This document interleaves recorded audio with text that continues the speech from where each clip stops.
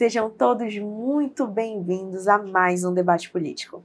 Hoje, no nosso programa mais que especial, nós estamos recebendo um convidado ilustre, senador Arthur Virgílio Neto.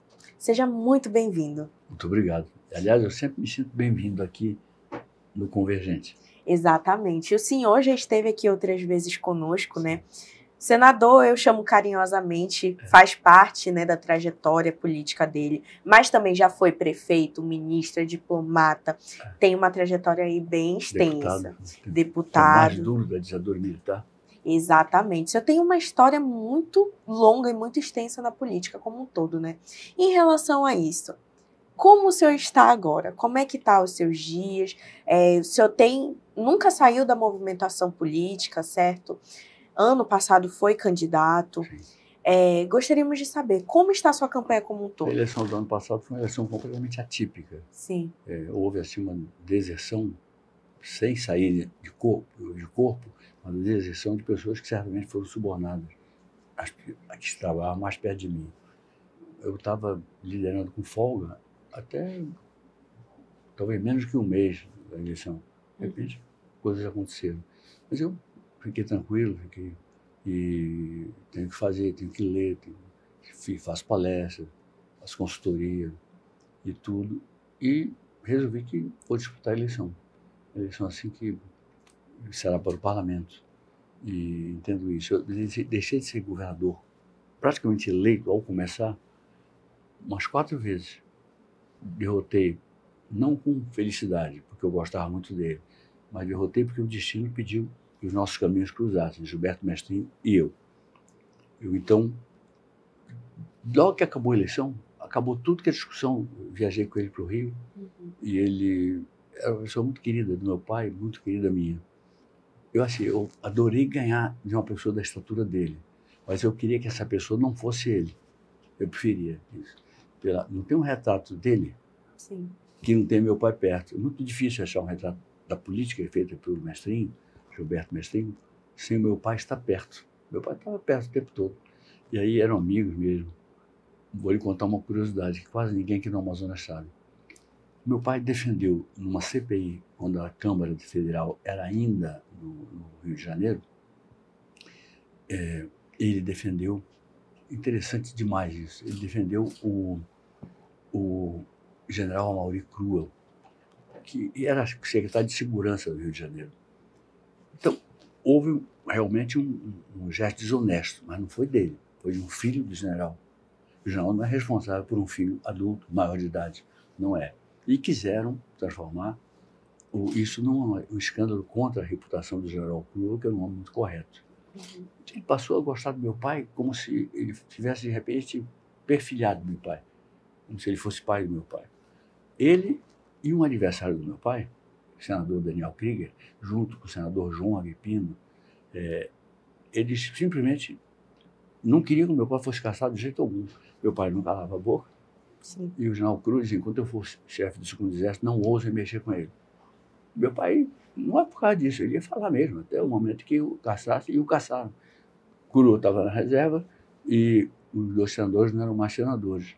Então, foi caçado, enfim, manteve a dignidade dele, nunca parou de combater a ditadura mesmo, fora, e nós sempre achamos que era um mal a ser derrubado, a ser debelado, a ser destruído, né? E, então, eu, assim, via no meu pai uma coisa muito boa de a gente tentar se projetar por ali. Meu pai me ensinou que quando você fala numa tribuna, você não fica assim, olhando como eu estou olhando para você que está me vendo aí televisado, né? E meu pai dizia que você tem que... O plenário é isso aqui, né? Então você tem que olhar para quem está te aporteando e olha assim rapidamente, passa a vista por todo, para saber quem é que está se candidatando ao próximo debate. Meu primeiro discurso foi uma coisa incrível. Eu dei muita sorte, porque fiz calar um senhor que defendia a ditadura, o homem que fundou o Goiás, que fundou o Tocantins, e ele chegou a dizer para mim que eu era um bom orador. Eu digo, muito obrigado, muito obrigado. Aí ele disse assim, o senhor devia parar com essa mania de dizer que tem uma ditadura aqui quando tem uma revolução redentora. Eu digo, olha, o senhor está completamente errado. Completamente errado. É uma revolução assassina, inclusive. É revolucionária no sentido que está matando mais gente. Revolucionária do crime, no sul do Pará. E eu, que mal entrei, o meu primeiro discurso é este, eu vou arranjar 8 ou 10 deputados e nós vamos no sul do Pará para verificar isso. E quero ver quem vai impedir que a gente chegue lá. Aí eu disse assim, agora, Vossa Excelência, senador fulano e tal, deputado fulano e tal, Vossa Excelência tem que ver uma coisa. A questão da sua vocação. O senhor diz que eu sou um bom orador, mas que eu tenho mania e que, inclusive, eu sou amigo do Juscelino Kubitschek. Eu digo, primeiro, eu não tenho idade para ser amigo do Juscelino Kubitschek. Eu adoraria ser amigo dele como meu pai é, mas eu fui a Paris com meu pai ver o Juscelino Kubitschek no exílio. Então, eu tinha vontade. O que me espanta é Vossa Excelência preferir ficar lambendo bota de militar ao invés de ser amigo do Juscelino Kubitschek. Vocês têm idade para ser amigo do Juscelino Kubitschek. É que vocês escolheram o lado ruim. Mas então eu acho que a política não é a sua melhor coisa. Vossa Excelência deveria fazer um vestibular, esqueça a sua idade, um vestibular para médico no estilo de psicanalista, psicólogo, psiquiatra, por aí. Vossa Excelência precisa disso. Vocês têm talento médico. Eu sou um velho, não posso tentar, eu gosto de fazer a minha política e defender esse regime que só está fazendo bem ao Brasil. Não é verdade. Vocês não podem me passar a imagem de uma pessoa mentirosa. Agora eu vou dizer o seguinte, Vossa Excelência é bom em medicina, tem jeito, tem tendência. Aqui vocês são um péssimo deputado, mas lá Vossa Excelência tem muito jeito para ser médico. Vossa Excelência detectou em mim, não me conhece, está falando comigo pela primeira vez, já detectou em mim uma mania, que é a mania de enfrentar uma ditadura. Então, mania é uma doença. Se é verdade o que você está dizendo, eu estou doente. Vossa Excelência não é médico, não pode fazer nada por mim. Agora, se Vossa Excelência continuar dizendo tolice aqui, eu também não vou por aí. Aí um outro levantou, ele baixou e o outro levantou. Pô, não sei o que, ele falou assim, eu digo, se você não tão experiente, não sabe que tem um microfone para falar? Eu sou obrigado a ouvir as suas bobagens com esses ouvidos aqui? Fale no microfone, por favor. Fale no microfone. Lula, Zona Franca, eu senador, Aloysio Mercadante, que era líder dele, um bom amigo meu, até hoje. Lula disse para mim assim, eu disse assim, eu peguei tudo que é projeto que tinha, em todas as comissões praticamente, levei para carro de feira, sabe? Aquela coisa de botar ali, porque eu queria parar o funcionamento do plenário. Sim. Porque se não tivesse o que votar, e só vota o que sai da comissão, então não podia votar nada. Chegou uma pessoa lá, do PT, e disse assim, Vossa Excelência quer parar o Brasil? Eu digo, exatamente. Vossa Excelência interpretou, vou parar o Brasil, já era senador já. Vou parar o Brasil. Se querem parar o Amazonas, então, se o Amazonas se separasse do Brasil, eu não ia ficar com o lado desse Brasil, eu ia ficar com o lado dessa nação nova que seria o Amazonas. Passa o tempo, faltava 1 ano e meio para o Lula acabar o mandato dele. Ele falou com o Mercadante me procurou, Arthur, vamos falar? Vamos. Eu vim aqui, eu vou cair, claro. Okay. Aí ele falou assim, Arthur, o presidente Lula me viu, falou comigo, pediu para te dar um recado, ipsis literis. Eu digo, que bom, pode passar o recado. Ele falou exatamente isso. Diga para o chato do Arthur Virgílio que eu não vou mais falar nessa porcaria. Ele usou uma expressão pornográfica, não porcaria, eu estou adaptando aqui. Sim. Ele começa com P também, né? Sim. De Zona Franca de Manaus. Aí eu digo, Aloysio, por favor, liga que eu quero agradecer ao presidente. Ele ligou. Aí eu disse, presidente, aqui quem fala é o chato do Arthur Virgílio. Eu quero lhe agradecer pelo gesto correto de não se intrometer mais negativamente na questão da Zona Franca. Se tiver dinheiro para mandar para lá, se puder influenciar alguma empresa para ir para lá, gerar empregos e garantir a floresta em pé e, ao mesmo tempo, sustentar todo mundo do Amazonas, direto e indiretamente, todo mundo aqui depende da Zona Franca de Manaus. Não se encontrou ainda uma saída, outra. Não para substituir, mas para se agregar à força que ela cria. Então, 1 ano e meio de folga é uma coisa muito boa. Agora, quero dizer para o senhor, presidente, que Isso significa que eu estou grato em relação à Zona Franca, mas vou continuar sendo um chato do Arthur Virgílio, fiscalizando como eu fiscalizo com dureza o seu governo. Está bem, Arthur, eu disse que havia aqui, vem. Eu irei com o maior prazer, com o maior respeito, com o maior prazer, mas vou criticar o seu governo. Meu papel aqui é de líder das oposições. Eu vou criticar o seu governo muito. Muito obrigado pela Zona Franca. O senhor fez uma colocação muito interessante, que na verdade já vem reverberando nos bastidores como um todo, que é o seu nome sendo mais que cotado para as eleições de 2026. Vou lhe perguntar aqui novamente, porque nós queremos passar isso para o nosso telespectador da forma mais transparente possível. O senhor vai ser candidato? Sim. Sim. Perfeito. Vai continuar no mesmo partido? Existe a possibilidade de alguma mudança? Eu sei. O PSDB, para mim, mudou muito. Hoje ele está numa fusão que até vai dar tempo para quem for candidato por ele, vai dar tempo e tudo, mas ele virou assim, ele que foi não o maior, mas o melhor partido da América Latina em todos os tempos. Os melhores atores estavam lá, os melhores cantores estavam lá, os melhores economistas estavam lá, os melhores filósofos estavam lá, os melhores advogados estavam lá, os melhores cientistas políticos estavam lá. Ou seja, era um partido que nasceu para ser muito grande. Elegeu um presidente 2 vezes e em várias eleições não elegeu o presidente, mas foi para o segundo turno. Sim. Foi para o segundo turno, ou seja, era um partido muito forte. Depois começou a ficar muito parecido com os outros. Ficou parecido com os demais. Eu não vejo por que a gente deve imitar o que não está dando certo. Hoje ele fez uma coligação ampla que não vai deixar de ser boa para ele. Vai ser boa para o partido. O senhor tem algum partido em mente? Eu tenho convite de todo mundo aqui. Não tem nenhum que não tenha convidado ainda. Com certeza, imagina. Ontem eu falei com uma pessoa, veio de Brasília para cá, eu fico assim, poxa, eu falei para minha mulher o seguinte, eu pensei que eu virasse uma noiva e uma noiva cobiçada, por muita gente que quer casar com ela. Mas o senhor ainda não escolheu ninguém, nenhum partido? Ainda não. Tem um tempinho, eu vou raciocinar isso com muita calma e quero, enfim, dar minha contribuição ao Estado. Eu continuo um defensor da floresta, mas nunca serei grosseiro com ninguém, muito menos com uma ministra. Esse é um ponto que eu gostaria de saber a sua opinião. Está tendo uma grande discussão em volta da questão da BR-319. Sim, eu sou completamente a favor dela ser realizada. Sim. Mas não acho que é grito que vai resolver. Entendi. Não é grito. Vai resolver é debate, é convencimento, é ouvir uma pessoa e ela ouve você de qualquer jeito, enfim. Então, eu aprendi com o Mário Covas, que foi um mestre para mim. Eu tive muitos mestres na política. O Mário Covas eu consigo chamar de Mário porque chamava mesmo. Foi caçado no dia que meu pai foi caçado pelo auto institucional número 5. Mário Covas, eu achava para mim uma figura que merece mais destaque do que tem tido na história recente do país. E o Mário Covas disse para mim uma vez, Arthur, presta atenção numa coisa. Quando você for debater com uma mulher, discutir qualquer coisa com uma mulher, aprenda uma coisa. Tem mulheres que apanham feito mulher e batem como homem.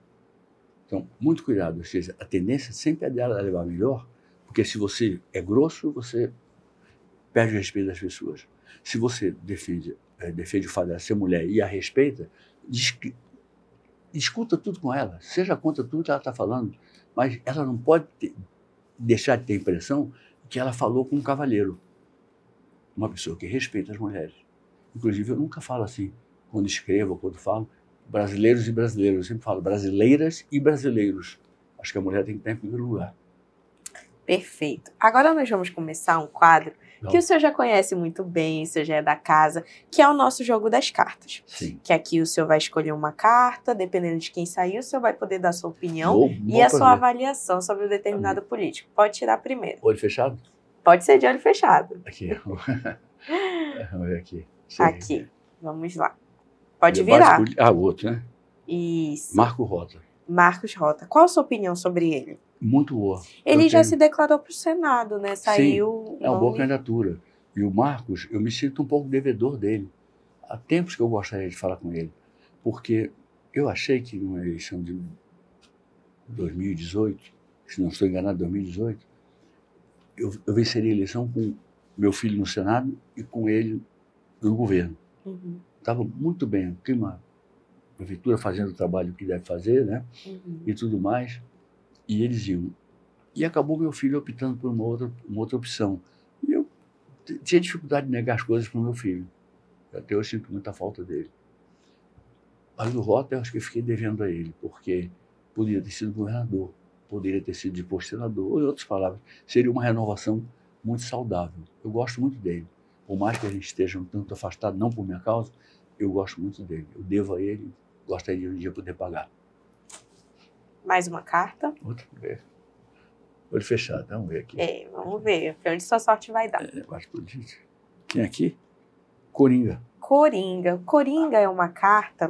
Deixa eu mostrar aqui para os nossos telespectadores. Essa aqui, ó. É uma carta que ela é um pouco diferente porque ela lhe dá liberdade.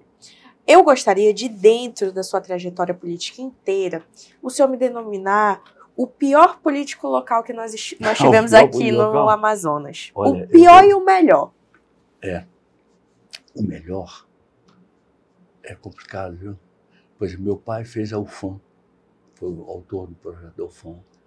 Meu pai trouxe a luz elétrica para cá. O amazoniano, que eu combati por tanto tempo, e no seu último ano, e depois no seu sacrifício, assim, de sua vida indo embora, eu me aproximei muito dele e tivemos uma relação humana muito boa. Gilberto Mestrinho foi o maior líder que o Amazonas teve no século passado.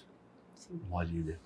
E eu me lembro do Almino Afonso, que se dividia entre Manaus e São Paulo, foi eleito aqui 2 vezes deputado federal, um orador extraordinário, muito difícil achar alguém como ele, muito difícil. E eu vejo, o que mais que eu posso falar? Eu tenho bons exemplos aqui e eu não saberia dizer qual é o pior, nem qual é o menor. Pior, eu dava para... Se todo mundo que eu acho pior votasse em mim, eu já estava eleito presidente da República. Assim, né? Mas o melhor eu não sei. E eu não quero arriscar nada de pior. Se já é pior, então fique com o pior e não preciso eu agora fazer dar mais um bolinho. Um espaço. Perfeito. Vamos tirar mais uma? Olho fechado. Aqui. Plínio Valério. Plínio Valério. Eu ajudei muito a elegê-lo. Dei para ele um projeto que o PT boicotou por 8 anos. Um projeto a ele assinou, e aí aprovamos. Fui falar com o Paulo Guedes, pedi ao Paulo Guedes que falasse. O Paulo Guedes é muito meu amigo. Quem me apresentou foi o Roberto Campos, um querido amigo meu. Era um grande homem, muito inteligente, extremamente, assim, eu vou dizer daqui a pouco uma coisa muito engraçada, não deixa eu esquecer isso. Pode deixar. E o Plínio, ele fez esse projeto, que era a independência do Banco Central. Eu falei com o Paulo Guedes, que falou com o presidente Bolsonaro, da época, e aprovaram com muita rapidez. E eu falei, Plínio, isso aqui, aprovado isso, a nossa economia, nos primeiros momentos, até virar assim, uma coisa manjada, todo mundo está acostumado com o Banco Central independente. Hoje o Lula nomeou uma pessoa, Galípolo, e parecia que o Galípolo seria uma pessoa que ia servir a ele em qualquer coisa. Não serve em nada. Ele quer manter os juros altos porque a inflação está muito resistente. E se você começar a baixar juros, irresponsavelmente, como a presidente Dilma fez, junto com o Guido Mantega, que é doutor em economia, não sei como, ele deve ter colado muito. Ele não entende nada de economia, essa é a grande verdade. Então, o Galípolo tem mostrado que ele é mais próximo das ideias do Roberto Campos Neto, que soube levar o Banco Central independente, sem deixar de ser independente diante de ninguém e, sobretudo, diante do dever dele. E o Galípolo tem sido assim também. Eu digo, esse homem é um nome que eu gostaria de ter perto de mim, das pessoas que pensam como eu. Então, aí o Plínio apresentou o projeto, passou, e foi uma coisa boa. O senador Plínio, e ajudei muito na eleição dele também. O senador Plínio, ele está passando por algumas polêmicas. Ele tem um mandato, assim, certamente um pouco polêmico pelas falas dele. O senhor, que tem muito contato com ele... Eu não tenho tido tanto contato, não. Hoje em dia o senhor já não tem tanto. Dou com ele, dou com a família dele. O que o senhor diria para ele se hoje o senhor estivesse no Senado? Qual conselho o senhor daria? Eu acho que ele também já está com uma idade que não merece mais receber conselho, né? Não tem por que dar conselho para ele. Eu acho que eu olharia, se fosse um exagero enorme, eu diria. Mas não acho. Acho que, enfim, eu escolhi o nome dele, indiquei. Perfeito. para o candidato a governador, que era o Omar Aziz. O Omar acabou não se elegendo e ele se elegeu. Que é a história do meu CPF, não sei o quê, aquela coisa, né? Sim. Vamos tirar só a última carta? A última? Tem que caprichar nessa, né? Vamos lá, Essa com aqui, sorte. Lula. Muito bem. Presidente Lula. Em relação ao presidente Lula, eu queria lhe fazer uma pergunta ampla. A eleição de 2026, alguns cientistas políticos estão apontando que vai ser uma eleição muito polarizada. Direita, esquerda, Lula, Bolsonaro. Como o senhor avalia isso? E o senhor pretende seguir mais ou menos por esse caminho ou não? Olha, primeiro nós falamos ainda há pouco que essa história de direita e esquerda, para mim, é tipo... Eu não sou do Detran. Quem tem de direita e esquerda e senta e volta, bola, rebola, carambola, faz cambalhota, fica plantando bananeira. Eu não tenho maior... Eu quero saber se a pessoa é decente, quero saber se a pessoa é trabalhadora, quero saber se ela é experiente, tudo isso. Hoje é uma pesquisa de Quest que não é boa nem para o Lula nem para o Bolsonaro. Diz que o Bolsonaro é bastante assim, solicitado a não se candidatar pelos consultados na pesquisa. E o Lula por mais gente ainda, entendeu? Então, é claro que tem pessoas que podem representar tanto um quanto o outro se eles tiverem assim, o bom senso. O Bolsonaro está impedido, está respondendo a um processo. Eu gostaria que ele se livrasse disso, mas que pensasse que, quem sabe, não é a hora, a não ser de encontrar uma pessoa muito boa, muito perfeita, e que pudesse fazer um grande governo, enfim. E voltar às reformas estruturais, voltar a cuidar da economia com cuidado, voltar a cuidar o Haddad na economia. Eu não tenho nada contra ele pessoalmente, mas o Haddad, ele até chegou a dizer uma vez, eu fiquei impressionado. Ele disse assim, que ele colava nas provas e largou a economia, não completou, mas ele colava nas provas de economia. Eu acho perfeitamente corajoso e até coerente ele dizer isso, porque ele de economia não entende nada. É que nem você pedir para mim para fazer andar até Marte o artefato lá bélico não, artefato voador que o Elon Musk está criando para ir a Marte. Eu não passaria do aeroporto, eu não sei dirigir um avião, não sei pilotar um avião, nem muito menos uma coisa tão sofisticada, enfim. Então, eu acho que está na hora de nós esquecermos essa polarização e tem que aparecer mais pessoas que participem, que estejam fazendo boas coisas e que transformem o Brasil numa democracia efetivamente fraterna. O que eu digo fraterna? Eu, como senador, como deputado, isso foi muito ensinamento do meu pai, eu nunca deixei de falar corretamente, com respeito, com tudo que era adversário meu. Não vejo por quê. Não vejo por quê. Eu teria que tratar mal. E, sobretudo, primeiro por formação minha, e segunda vez até por interesse. Porque eu pegava aqueles líderes de oposição mais ferrenhos, eu era líder do presidente Fernando Henrique na Câmara. Enfrentei aquele pessoal durante uma opção de anos. Depois, fui líder das oposições durante 8 anos como senador. Então, eu queria pegar, assim como depois, eles queriam pegar o meu pulso para saber o que eu estava pensando, o que eu ia fazer, aí me chamar para almoçar, para jantar. Eu também, antes, eu chamava eles para jantar, para almoçar, porque eles queriam pegar o meu pulso. Eu queria pegar o pulso deles quando eu era situação e eles oposição. Eles queriam pegar meu pulso quando eu era oposição e eles situação. O senador Luiz Mercadante, um querido amigo meu, ele inverteu a posição.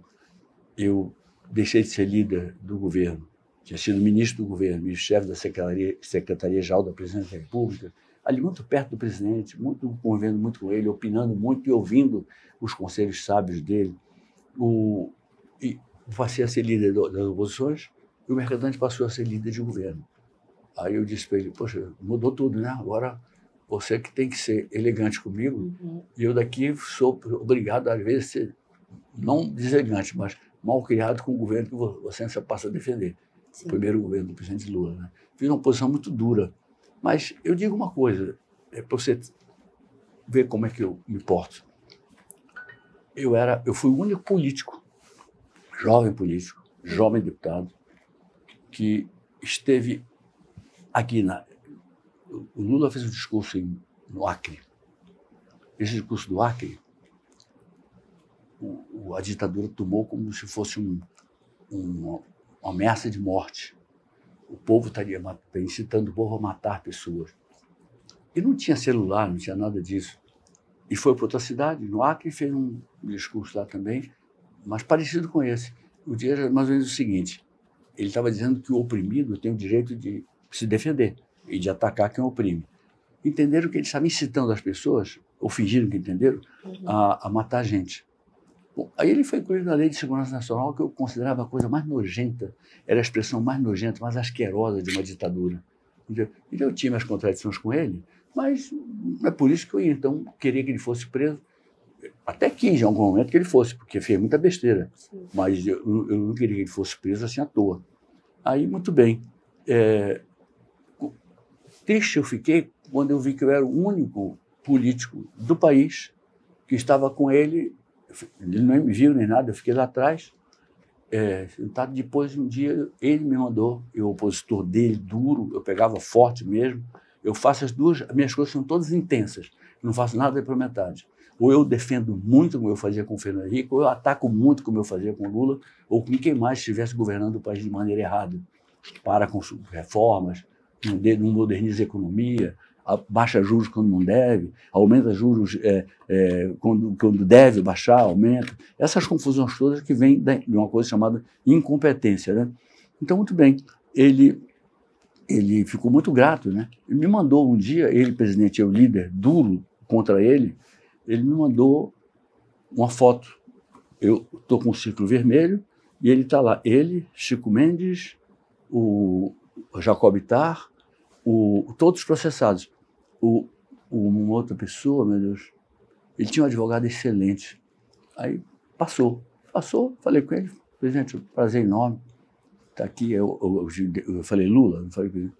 Lula, prazer grande, tive que estar aqui. Ele falou, poxa, eu estou surpreso porque eu já elegi tanta gente para deputado federal, por exemplo, e você é o único que vem, e o que vem não é da minha linha de ação. Mas eu fico grato para o resto da vida. Quando ele subiu, ele mandou eu não tinha retrato, mandou um retrato. Aí eu me lembro que naquela época estava a Dina Sfati. Ela chegou e falou, poxa, o que é essa montoeira de fotos, tirando foto da gente? Eu digo, Dina, é simples, não tem nenhum jornalista aqui não. Isso tudo é da polícia política. Isso tudo é da ditadura militar. Muito bem. Então, eu não arrependo nem um minuto de ter ido lá. Se eu vejo uma injustiça, eu me ponho contra ela. Quando eu o acusei, inclusive de corrupção no governo dele, eu sabia o que eu estava dizendo, não estava difamando ninguém, estava dizendo a verdade. E quando eu fui visitá-lo, nessa hora do julgamento pela odienta Lei de Segurança Nacional, eu estava certo de que ele não tinha cometido esse crime. Não fui lá à toa, não fui lá por nada. Fui lá. Eu falei para a Dina Sfati, olha, Dina, ela infelizmente morreu. Pessoa tão bonita, tão educada e tão competente na arte dela como ela era, né? Aí morreu, infelizmente. E eu disse, só temos nós dois aqui. Você tem o que falar, você tem até você tem uma tribuna até maior do que a minha, né? E tudo bem. O que é injusto, eu rebato. O que eu acho justo, eu posso até estar enganado. O que eu acho justo, eu defendo. Seja de quem for, seja de que lado for. Volto a dizer, direita, esquerda, centro-direita, rebola, bola pela bola, vamos jogar bola, vamos jogar bola, vamos jogar voleibol, vamos jogar basquetebola, vamos jogar futebol. Eu não estou nem preocupado, eu não sou do Detran e não fico preocupado com isso. Eu quero saber o que a pessoa tem na cabeça. Que planos para a economia brasileira? Que planos para realmente, não só dizer, mas acabar com a fome no Brasil? Que planos para acabar com a corrupção aqui no Brasil? Precisa de uma pessoa íntegra, que chegue de verdade lá e acabe com a corrupção de uma vez, num país que não aguenta mais ser tão debochado no mundo inteiro por ser um país que é palco de coisas vergonhosas que acontecem na nossa história mais recente aqui. Dom Pedro II não roubou. Dom Pedro I não roubou. Então, a gente deve seguir até quem não... Tem uma frase de um pensador, não sei qual é o país dele, quem não olha o passado tende a correr muitos riscos de repetir o que está errado no passado. E o que está certo, entender que é para aperfeiçoar e usar o passado como uma ferramenta do presente, para essa ferramenta do presente chegar a virar uma realidade, se brigar por isso, lutar por isso, que o Brasil todo se una, porque não é correto você estar o fulano, não sei o quê. Acabar com isso, não tem como fazer isso, sustentar alguém, está fazendo mal ao governo para os netos dele, para os filhos dele. Por que isso? Porque não trabalha direito, porque não faz. Se é um empresário, se mete na política, continua empresário, mas decente, enfim. Agora, senta lá para ficar rico, lá não é lugar para ficar rico. Lá não é uma mina de ouro que você te encontrou no quintal dele, entendeu? O debate político, ele quer saber de uma coisa Sim. muito importante que vem acontecendo. A eleição, ela adiantou muito. Nós estamos há mais de um ano do pleito, em 2026. Sim. E nós já temos aí candidatos que se declararam pré-candidatos para o governo do Estado. O senhor já declarou que o senhor vai concorrer, ainda não sabe ao quê, mas nós gostaríamos de saber, dentre os nomes de Omar Aziz, que já se colocou como pré-candidato ao governo do Estado, e Maria do Carmo, que também se colocou como pré-candidata ao governo do Estado, existe a possibilidade do senhor integrar ou compor no mesmo grupo político que um deles? Não tem tratado disso. É o seguinte, ela é uma pessoa que eu prezo como amiga e tudo. O Omar é uma pessoa que estivemos separados assim, mas eu sou amigo dele, ele é meu amigo. Sempre diz que eu fui muito decisivo no momento assim, mais duro da vida dele, a favor dele. E eu sempre digo para ele que eu não me esqueço que a minha netinha, filha do Arthur Bisneto, ela teve um princípio de meningite detectado por essa coisa famosa, fantástica que nós temos aqui, que é o Hospital Tropical. Eu me lembro dele, me lembro de quando eu estive na França, morando lá um tempo, como o pessoal daqui, e eu próprio, não conhecia todos os nomes do INPA, e eles conheciam na França. Nos debates apareciam. E aí, a mesma coisa com a questão do hospital tropical, que era visto como uma coisa de excelência num país tropical como o Brasil. Enfim, então ele imediatamente arranjou um avião para minha filha. E ela chegou a tempo de evitar ter qualquer sequela disso para minha netinha, filha do Arthur Bisneto, meu confidente que faleceu. Você sente muita falta do seu filho, né? Muita falta mesmo. Engraçado que eu me conformei com o tempo, com a morte da minha mãe, com quase 91 anos. Eu sabia que o destino era esse. Era questão de tempo. E meu pai, por uma teimosia de não fazer aquele exame de toque, meu pai acabou contraindo um câncer, câncer na que chama? A próstata. Próstata, Acabou passando. Quando ele foi cuidar, estava tarde, faleceu com apenas 66 anos.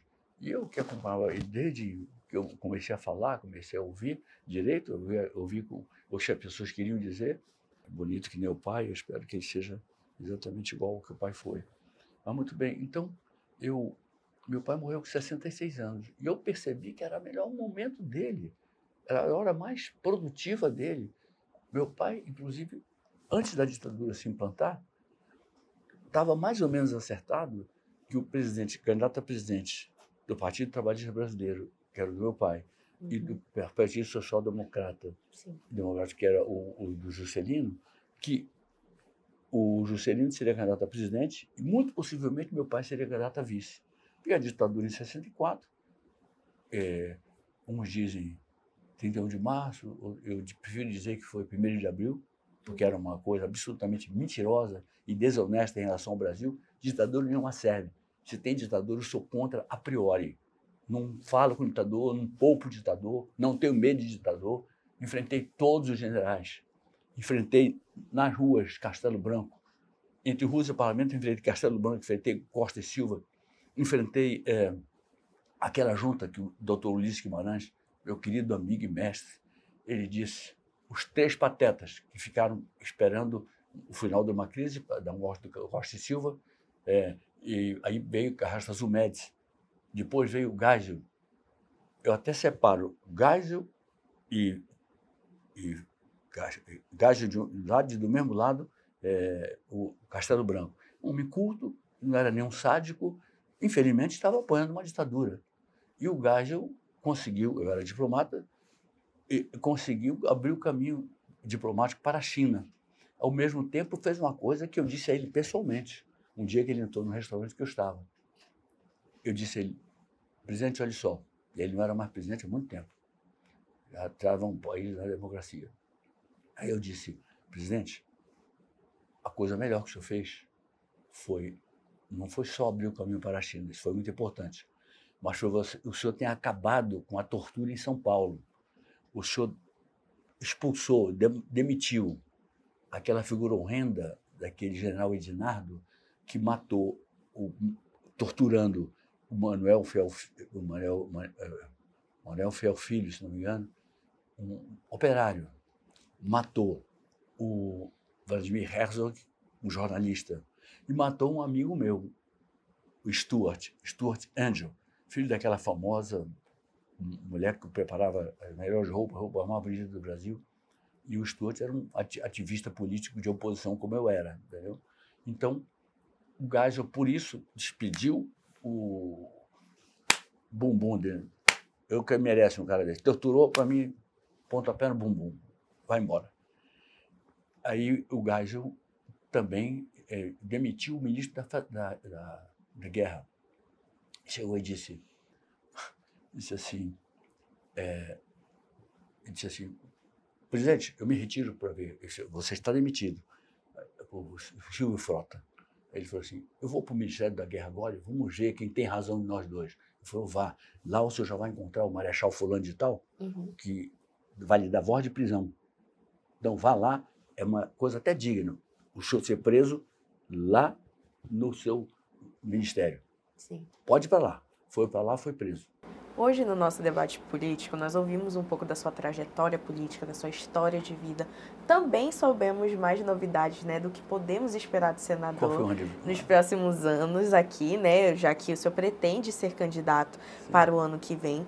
Também podemos falar um pouco dos bastidores. E, em nome disso, da nossa audiência, eu gostaria muito de agradecer pela sua participação. E vai ter muito mais debate político por aí, certo? Sim, eu estou às ordens sempre de você. Gosto muito da sua mãe. Sim. Ela já fez pesquisa para mim e tudo. Gosto muito da sua mãe. Gosto muito de você. Até não se lembra do nome, mas eu gosto muito do Marquinho. Marquinho, outro? Gabriel. Mas olha, essas e outras histórias, elas sempre são adoradas aqui no Convergente, no debate político, no Portal Manaus. Nós gostamos muito de lhe ter aqui e aguardamos a sua próxima vinda, tá bom? Puxa vida, só me avisar. Muito obrigada. Prazer, dê um beijo na sua mãe. Pode deixar. Deixa um outro beijo muito afetuoso e respeitoso em você também. E deixa um grande abraço, por que não um beijo, no Marcos e no Gabriel. O Biel também, né? Exato. Mas você, Gabriel, você não faz isso na casa do outro, não, né? E esse foi mais um debate político, onde eu gostaria de agradecer a sua participação, a sua audiência, toda terça-feira às 8h30, aqui no canal 8.2 comigo, Letícia Barbosa. Até a próxima.